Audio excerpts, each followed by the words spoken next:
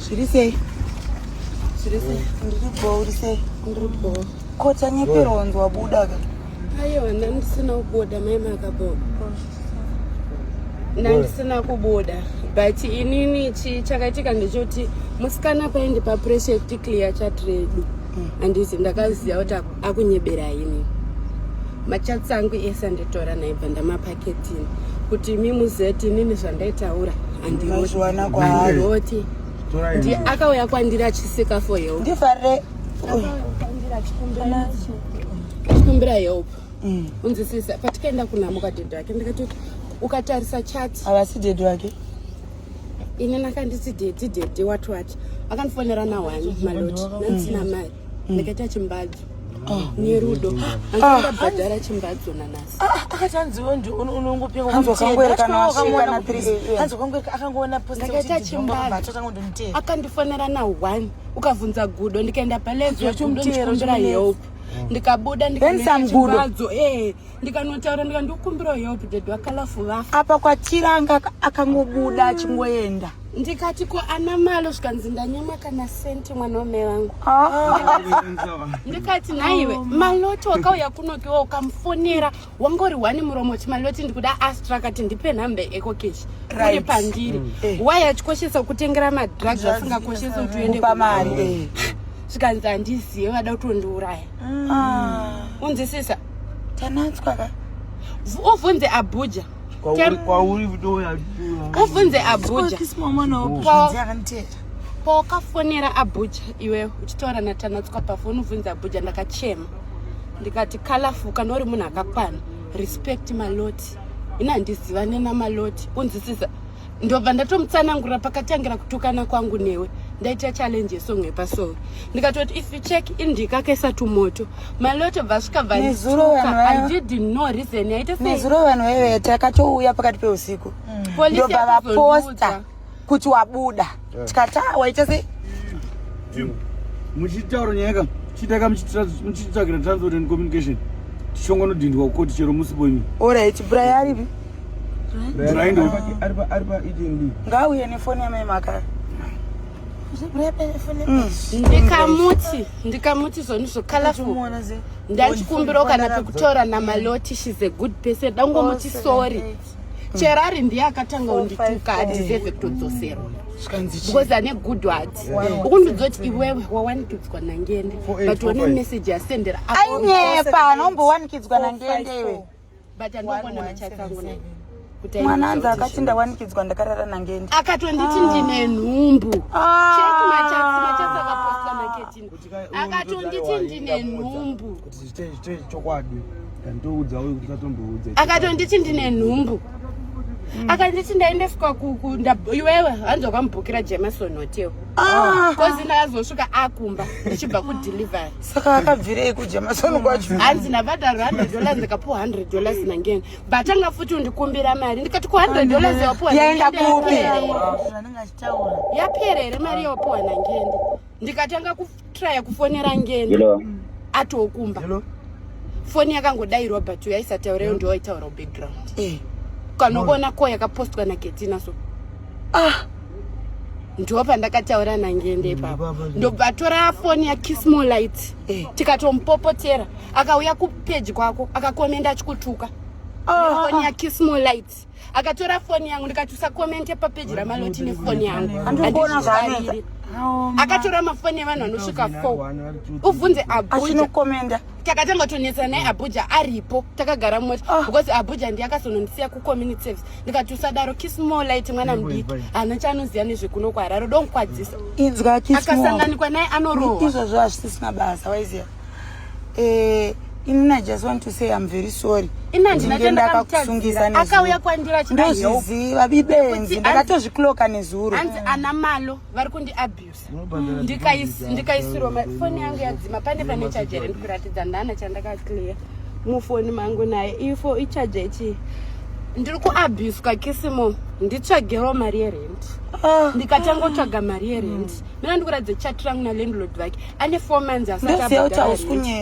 akanditi akaenda pasocial media akandisvibisa kuti ndakadya mari yakanda mari yakala ndo mawira akaita kwandiri andina mari yakala ndo madzokera akaita akati uyu ndiafona akati daudanana newe kumbira regerero kuna ngende uye padhuze newe ndo zvakataura kwandiri Kalafu ndakamwanikidza akarara neboyfriend yangu ndikamuregerera ndikamuti tsokeri kwete ndiri mumba mandiri takaenda out ndobva tadzoka takadhakwa vakafunziro ndakadhakwa zvekupenga vana Miki alright saka iwe vanditi pawakazviona kuti musikana uyu paipai nezuro pawakasunga wakadi kutaura tiri mumota inini ndandisiri kuziva unoziva kuti reason yandakafungidzira ndeyekuti Ketina aenda palive nene ndakafunzira kuti ndiwo nyaya ende ndo zvandakatosvika ndichitaura kuti ndo zvatakusungisira ndakatoti ireason yekuti Ketina akanditrapa ndobva ndiendesa palive ndisingazive of which that time ndandisina data but ndakazonzwa mainterview raindiita ndikabuda ndikanotsvaga muna nedata ndikati search kuti Ketina hasi palive here izvezvi ndobva ndasecha of which live yange yakutokatwa ndobva ndakata ndobva ndatsvaga mari yedata ndasina na senti vibe still yawe ndiye akatoya nemari munhu akafa uya havasitombori baba vake ende mabudiro akaita kumba hanombo waiziya mwana kuzive takazotanga kutaura ato ikoko mangwana chiona takubva kunhamo ndandisisina kana senti akati ndikukumbira kutengerwa chikafu ndine nzara chichichi kamari kese kandandinako handisisina kana senti inandi iye anoita madeliveries akawandisondera ariko unozoti kala anodhelivera 300 per day ndakamusendera $15 per day ukamusendera $15 akatinyima mari yetransport tikafonera munhu akatimirira osvika na 10 mutauni mozi yawo yari kumhanya ndiye watikafonera akagara mutauni kuti atipe $5 akati indrive $7 kuya kwamuri akasara nechinji $7 akatinyima $1 rekukwira kuya padhlenora tiri 3 inini Kismolite naNatal abva atindarwa nababa waAmiya kunhamo anonyeba zvakaitika baba Amiya akava ningirikina inini ndakatomudza ndikati iwewo Kalafu dai nenda ndiri munhu ari bhedhi pawakandudza kutipindira nyaya dzako namaloti ndakakupindira kuti chi muchitanga unetsara Kalafu anga singafambe murodhi unoziya here maloti achibvomba kwenyu achitya kurohwa nemi ndikamuti unotukirei vanhu kana uchitya inini ukandinzwa ndichiti kune munhu kumhata kwako ndogona kuzvimiririra chero ndikasangana naye in person ndomudza futi kuti mhata yako saka pakunhamo pepe akakusiyai mune nzara musina transport akatisiya tisina transport akatiti Kisimo wangu here kana asvika ndomufarira kupi kwandinomufarira saka una ana maloti avakufarira avana kuya achichema akandifonera achichema ndasimuka na1 tikagara pashogaupenga ndikatanga kupopota ndikati kona zvatikuitwa nemunhu ari kuti draw tasvika panapatina kwatinoziva but vari kuti ignore vari kuti tanzitsvaga transport mutere totera kupi kwatinoziva bosi kwavo kumapurazi kumapfanya-pfanya chaiko mukati takagara pashowground svika takuterwa nevanhu vedombo taunganirwa nevanhu vedombo takuda kutorohwa kuda kubirwa ndikatanga kufona ndikati nhaye wangu bohereya wako ndita ndiwandifonera kuti kuri pama1 une nzara vanhu vari kukuitazvekuti iwe ndasvika kunhamo mupurisa uyu ndiye atozoti hauna ubuda akati koseko musinazotaura neni tikati aiwa Kisimo abuda tatoona achitachi mavhidhiyo bata hana ndopata vakatotirega timhanye kuno kumba kwedu kwakatozara vanhu tachitorekodha toshuta music ndikati ngatiendei tisatarara inini ndatozoudzwa nezuro manheru mupurisa ngari pajite manheru tanzi iwe ukuziya here kuti ana malo vakauya nezuro vachida kukuburitsisa but takavati munopedzerana kukoti ndikati vakauya ndobva ndazofonerwa futi kumba unzi maenda chikumba iye manje akuudza Ketina kuti akaudza ari kuti chii hanzi ndabvisa nhumbu here hamheno zvaari kutaura zvikanzi Kisimo aona ropa akati ndariwana kupiko ndiri mukati exactly saka nyaya yavo iri kukrasha pakuti vari kunyepera vanhu kuti wo wabuda ndariwanepi ndiri mukati ane utsinye Kalafu kunzwa akanditi handikunyebere musi watakaita find out kuti ndiye atimanipulate kuti tikusungisa hatina kurara ane utsinye Kalafu ane utsinye unzwisisa ndakapedza gore ndichigara naKalafu pandakamutora sakwanisa kubhadhara rent $40 kuchitungisa ndikamutora ndikatanga kugara naye ndikadzinga leni ndaigara naleni ndikadzinga leni ndikati Mwana. siya ndimbogara nemwana lena akashaya pekugara unzwisisa lena akatanga unogara kuSouth Africa waakutoita chigunduru mari usina udubhadha ukwasi kubhadha rent saka anzi vari kundita rafu ndine nhumbu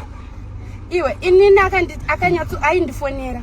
so nechikupa mascreenshots ese pane nchitaura namalo handibvumi kuzoita boyfriend anzireti anenge achida kuti ndikurwe nani tatso nchizokurwa naho lengendi akati hanzokamunambizodanana nalibo iwe wakatonditi kismo anzivauya zokurova ndiripo I will help andikusiye uchirohwa ndiripo aiwa iwewe yanzani ikismo izvo zvazvisisina basa isusu edu hatizorara mutadzira ndo chandinozoshaya hazvisisina basa chakakosha ndechetowa kutoziva ndizvo kamwana iwe family yangu haidi kuona kalafu ndinodzwa munhu yachakupinza pakaoma siyana naye ai manya kuti uende kujeri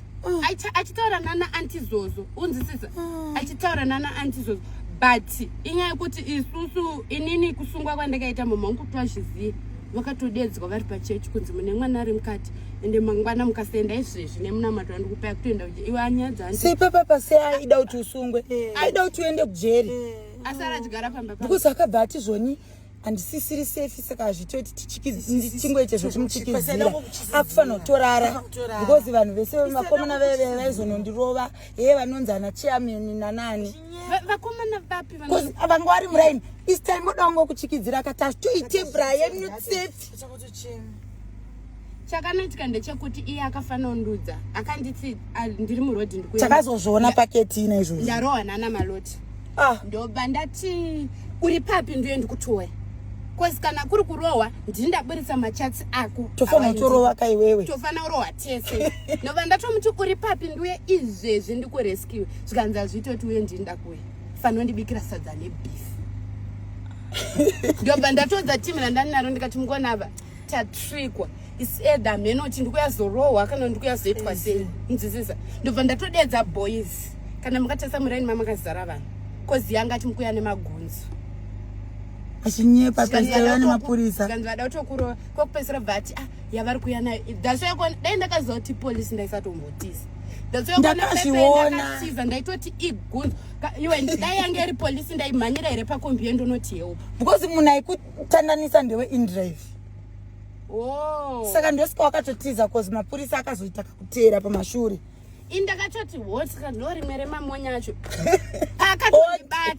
paakatondibata ndakatoda kutomurwisa kana ukazviona ndobva ndati but vanhu vakawanda ndikarova uyu vari mumota vakabuda ndoita sei ndokwadzwa regedza ndikule ndobva ndamira ndokumira wandakaita kana ukatarisa aindipuruzira nekuseri ndakagara pasaidi pako mumota imomoya mwana ndikamupusha uko pane pandikakudhuma so ndikamupushira uko aindipuruzira zvaya zvekuti uri mumwe wangu hapana izvezvi nanhasi angachirongesa mameseji ndaiauya ndeujeri ndaisira kismo light kuzodini musikana wayo angadai ane mota ane pekugara pakanaka but apa pakabhashandi anoita madeliveries kundidarika anoda luxury life ndakamoti uda kugara 2 rooms une property ye2 rooms hauna ana property ye2 rooms ndogara mu1 room maloti 4 rooms inonzi saka kana wane 4 months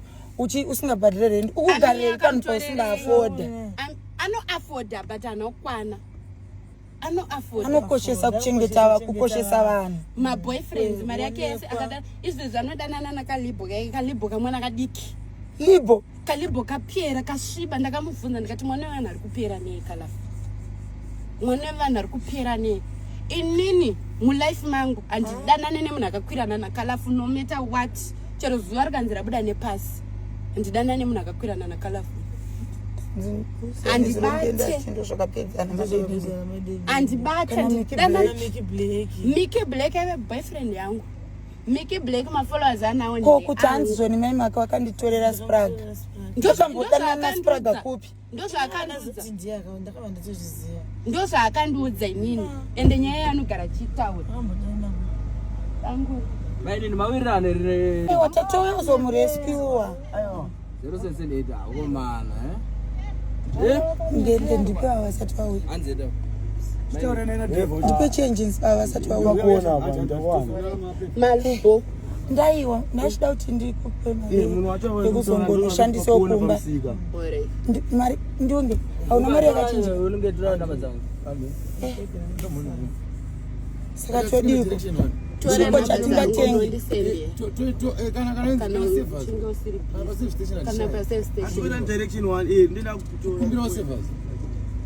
alright saka handei ndinokupirai pamberi